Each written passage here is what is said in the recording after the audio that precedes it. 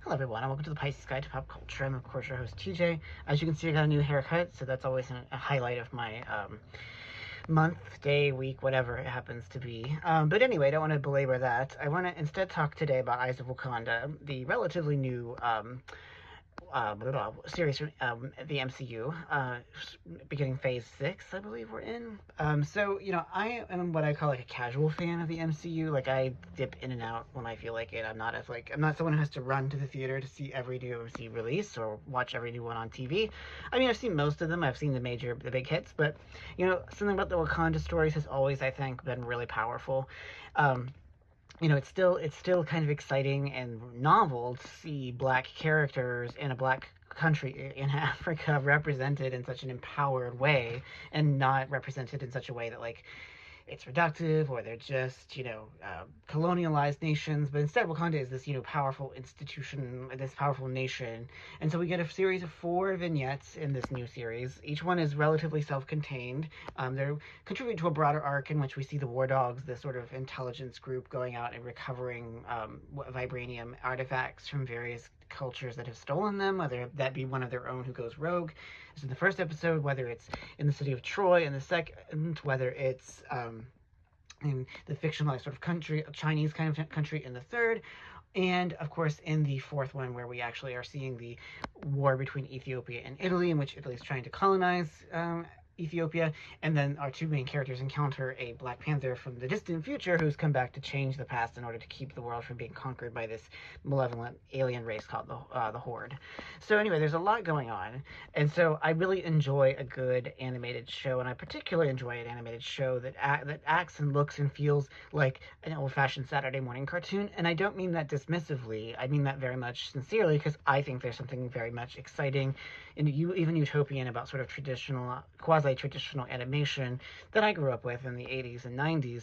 And I think that there's a lot of that in Eyes of Wakanda.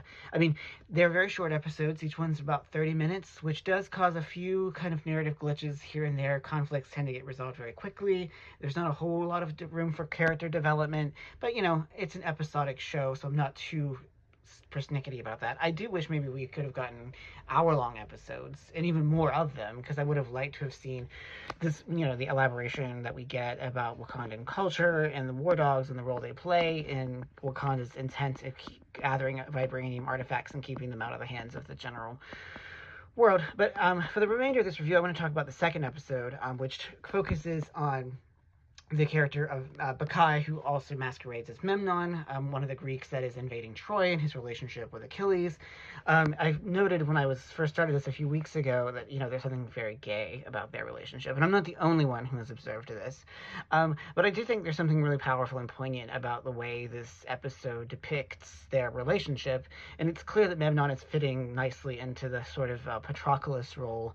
And I think that, as one other writer put it, Achilles is sort of the patron saint of gays at this point, and so I don't think you could have a show that has Achilles as a major character and not have it be laden with queer associations, even if there's never an explicit recognition these characters are lovers. I think that the extent to which Achilles is wrathful at being betrayed by Memnon goes beyond the bounds of friendship, and so that makes the ultimate, and here's a spoiler, just so you know, Memnon does end up killing Achilles at the end to get the vibranium artifact, and so it's kind of a wrenching moment of, like, tragedy, and it mars him for the rest of his life, and he subsequently feels this sense of alienation and dislocation even when he's back in Wakanda, because he knows that he sort of gave up this person and this love that would have been, a different path for him had he chosen to take it. And while, of course, this does sort of buy into the barrier gaze trope that I have ranted about here and elsewhere, I also think that, it makes sense in terms of storytelling. It's not just a death just because it's easy to kill someone or easy to kill a gay character.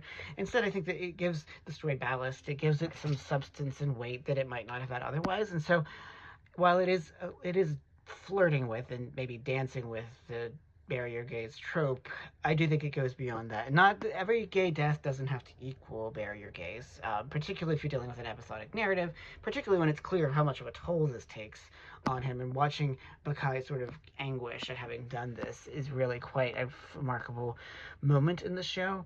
And so I really enjoyed that about it. I enjoyed that we get this sense of, deeper philosophical engagements, like what are the war dogs expected to sacrifice in the name of the greater Wakandan good.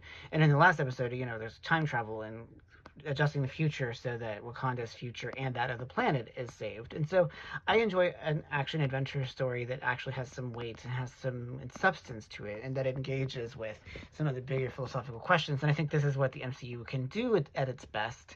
And I think that it's no accident this tends to happen in the Black Panther segment, which to me feels like the sort of the weightier and more important ones, both because of the representation issue, but just because I think those stories that in the MCU generally tend to be those that are more fully matured, that are in the hands of mature directors like Ryan Coogler, who is, I think, a producer on this show. So anyway, that's my sort of take on The Eyes of Wakanda, which I think is a fantastic piece. If you want to hear more of what I had to say, I did have an extensive review at my newsletter, omnivorous.substack.com. So if you want to head over there, that's fine.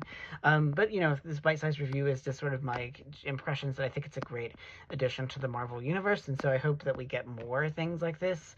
So there's some more, actual variety to what Marvel is giving us. So it does get the Pisces Guide to Pop Culture seal of approval, that much coveted pop culture icon badge. So one of these days I might actually make design a seal to, use that as a graphic. So anyway, that's my review of Eyes of Wakanda. So thank you all so much, as always, for joining me here at the Pisces Guide to Pop Culture. I'm your host, TJ.